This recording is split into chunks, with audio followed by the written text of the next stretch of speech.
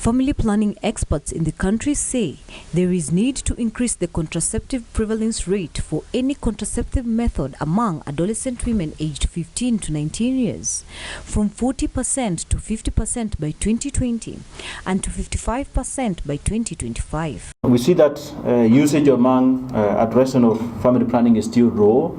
Less than 3 in 10 adolescents are using a method. Adolescent and young women's health, huge need for us to think proactively, other interventions which can change the situation where we are. Demand generation will be critically important, and we need to think about inequities, particularly in relation to wealth. Speaking during the dissemination meeting of the 7th round of the Performance Monitoring and Accountability 2020 Family Planning Survey findings, ICRHK CEO Professor Peter Gichangi said this commitment will help reduce the rate of teenage pregnancy among adolescent women.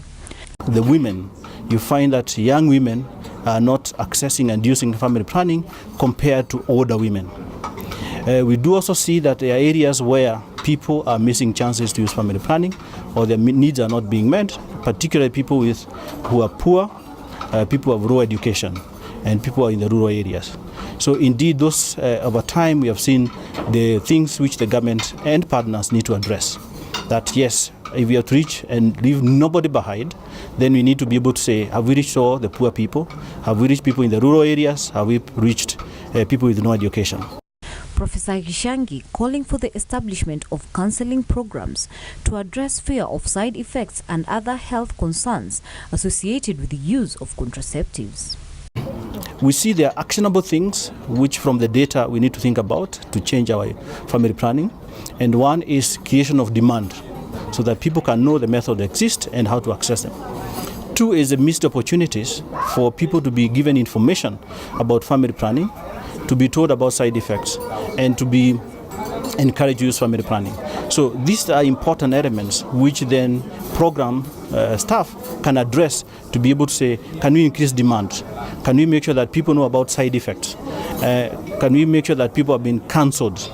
And those are all going to benefit women 15 to 49 in this country. Kenya has revised its contraceptive prevalence rate targets to 66% by 2030 and 70% by 2050, following a rise in the use of modern contraceptives. In general, Kenya has made tremendous progress because we have moved family planning from 53% among married women to about 61% in 2018.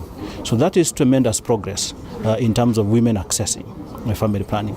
But with that progress, we also see there are disparities, or there are areas where, if you look at the 11 counties, there are counties which are not performing as well as the other.